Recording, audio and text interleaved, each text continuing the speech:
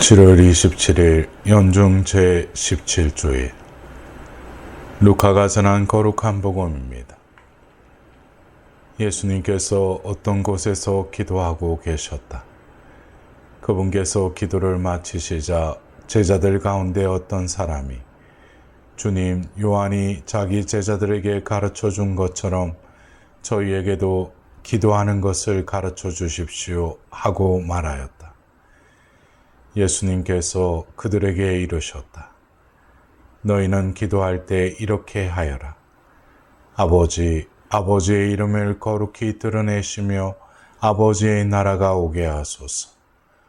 날마다 저희에게 일용할 양식을 주시고 저희에게 잘못한 모든 일을 저희도 용서하오니 저희의 죄를 용서하시고 저희를 유혹에 빠지지 않게 하소서. 예수님께서 다시 그들에게 이르셨다. 너희 가운데 누가 벗이 있는데 한밤중에 그 벗을 찾아가 이렇게 말하였다고 하자. 여보게 빵 3개만 구워주게. 내 벗이 길을 가다가 나에게 들렀는데 내놓을 것이 없네. 그러면 그 사람이 안에서 나를 괴롭히지 말게. 벌써 문을 닫아 걸고 아이들과 함께 잠자리에 들었네. 그러니 지금 일어나서 건네줄 수가 없네 하고 대답할 것이다. 내가 너희에게 말한다.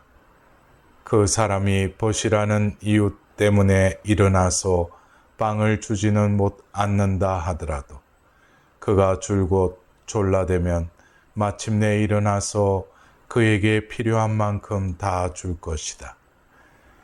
내가 너희에게 말한다. 청하여라 너희에게 주실 것이다. 찾아라 너희가 얻을 것이다. 문을 두드려라 너희에게 열릴 것이다. 누구든지 청하는 이는 받고 찾는 이는 얻고 문을 두드리는 이에게는 열릴 것이다. 너희 가운데 어느 아버지가 아들이 생선을 청하는데 생선 대신에 뱀을 주겠느냐? 달걀을 청하는데 정갈을 주겠느냐? 너희가 개도 자녀들에게는 좋은 것을 줄 알거든 하늘에 계신 아버지께서야 당신께 청하는 이들에게 성령을 얼마나 더 잘 주시겠느냐?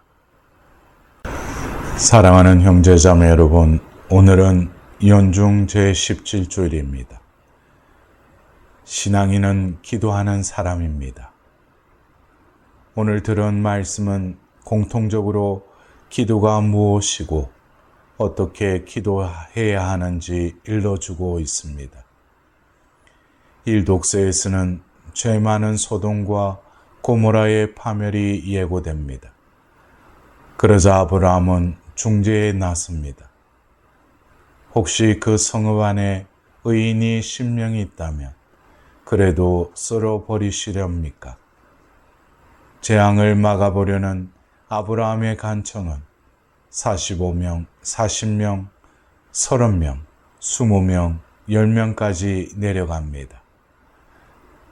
자신이 아니라 이웃을 위한 간청, 즉 중재 기도의 전형입니다. 그러나 여기서 한 가지 의문이 듭니다. 아브라함은 왜 10명에서 머물렀을까요? 의인 1명이면 안 되었을까요? 하나님은 한 사람이라도 만날 수 있는지 광장에서 찾아보아라. 올바르게 행동하고 진실을 찾는 이가 있어 내가 그곳을 용서할 수 있는지 알아보아라 하고 예레미야서 5장 1절에서 말씀하셨습니다.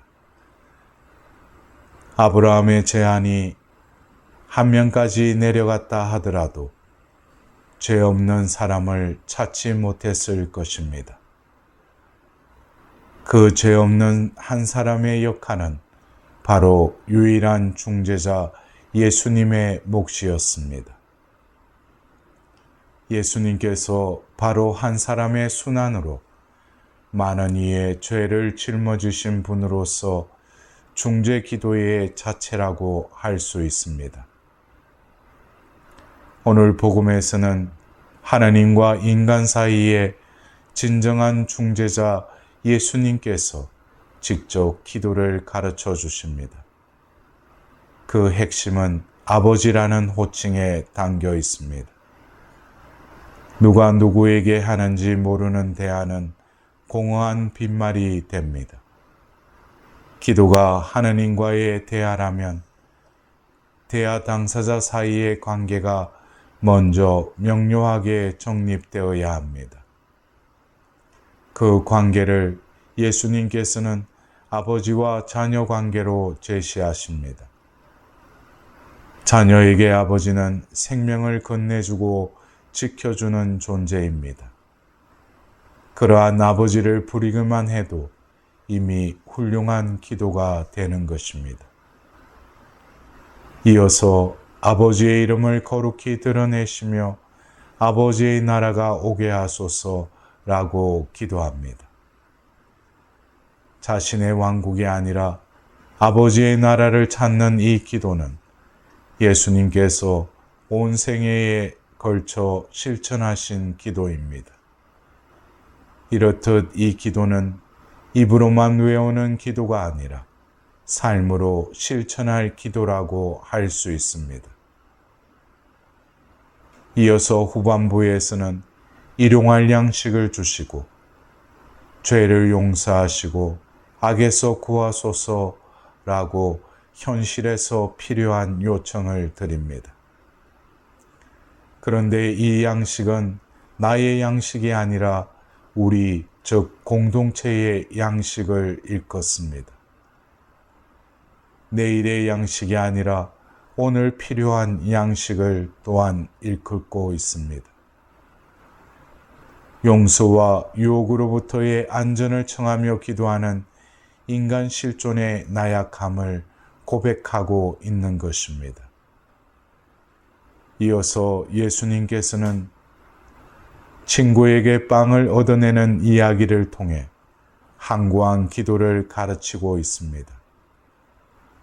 말씀의 핵심은 기도만 하면 다 들어주신다는 데에 있지 않습니다.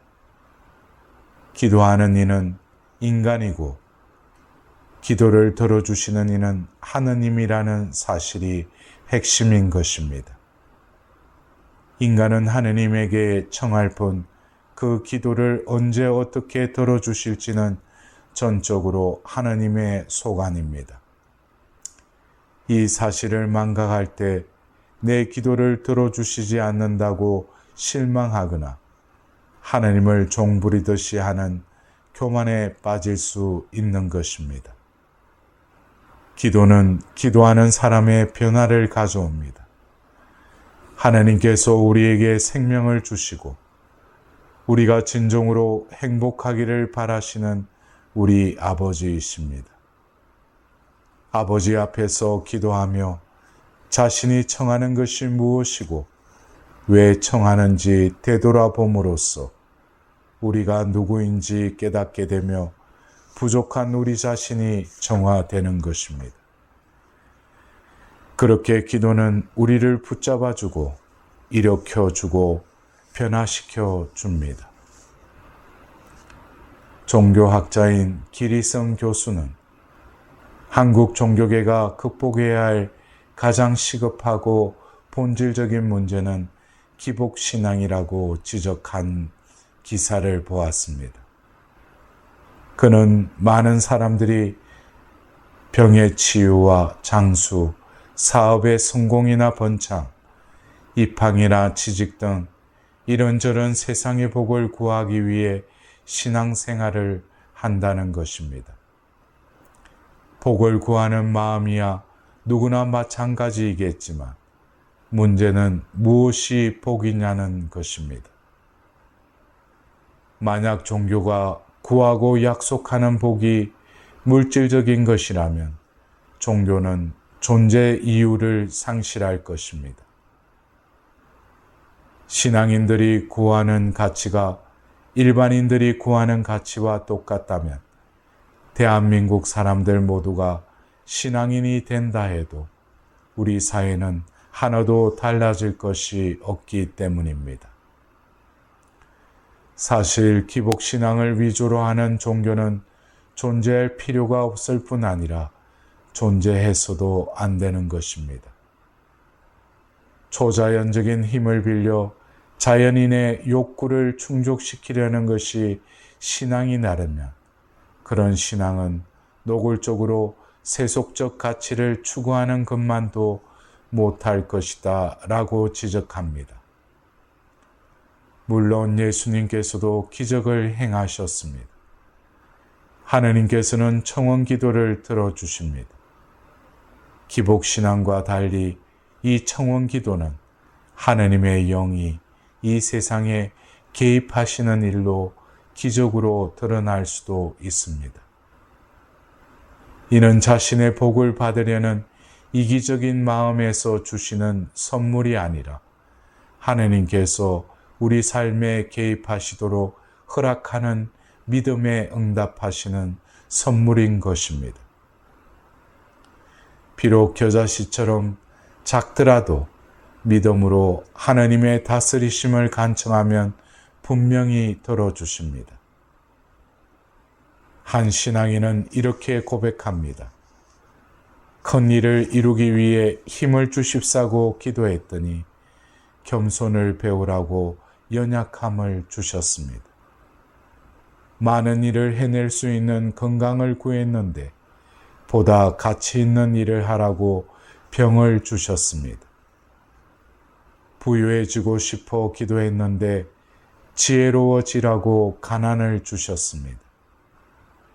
세상 사람들의 칭찬을 받고자 성공을 구했더니 뽐내지 말라고 실패를 주셨습니다. 삶을 누릴 수 있게 모든 걸 갖게 해달라고 기도했더니 모든 걸 누릴 수 있는 삶 그 자체를 주셨습니다.